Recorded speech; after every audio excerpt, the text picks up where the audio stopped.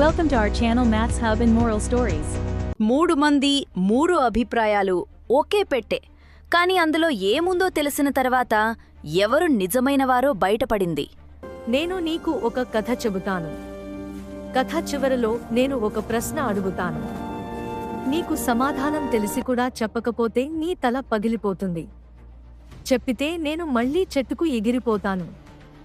రాజు నిశ్శబ్దంగా వినడం ప్రారంభించాడు. బేతాళుడు కథ చెప్పడం మొదలుపెట్టాడు. ఒక ధనవంతుడు వ్యాపారి తన జీవితాంతంలో ఒక విల్లు రాసి మరణించాడు. కాని అతను ఒక్క మాట మాత్రమే రాశాడు. నా ఆస్తి నా నిజమైన వారసుడికి ఇవ్వాలి. అతను చనిపోయిన తర్వాత 3 వ్యక్తులు ముందుకు వచ్చారు. ఒకరు దత్తపుత్రుడు, మరొకరు బంధువు, ఇంకొకరు సేవకుడు. 3 తమదే హక్కు అని వాదించారు. ఈ సమస్యను తీర్చడానికి వారు రాజు దగ్గరకు వెళ్లారు. విక్రమాదిత్యుడు ఒక తెలివైన పరీక్ష పెట్టాడు. ఒక పాత పెట్టెను తీసుకువచ్చి అందులో ఏముందో అడిగాడు. మొదటి వ్యక్తి బంగారం ఉంటుందని అన్నాడు. రెండవ వ్యక్తి ఆభరణాలు ఉంటాయని అన్నాడు. మూడవ వ్యక్తి మాత్రం సాధారణ వస్తువులు ఉంటాయని అన్నాడు.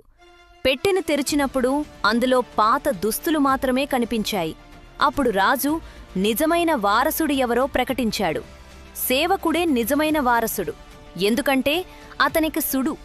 ఎందుకంటే అతనికి యజమాని జీవితం నిజంగా తెలుసు.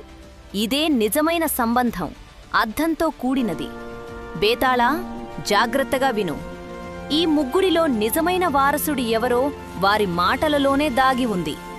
దత్తపుత్రుడు బంగారం గురించే ఆలోచించాడు. బంధువు ఆభరణాల గురించే ఊహించాడు. వారిద్దరూ ఆస్తిని మాత్రమే చూశారు, యజమాని జీవితాన్ని కాదు. కాని సేవకుడు, అతను యజమాని ఎలా జీవించేవాడో, ఏమీ ఉపయోగించేవాడో బాగా తెలుసుకున్నాడు.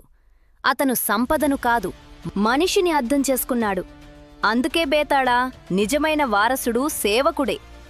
ఎందుకంటే నిజమైన సంబంధం డబ్బుతో కాదు, అర్థంతో ఏర్పడుతుంది. బేతాళుడు గట్టిగా నవ్వాడు.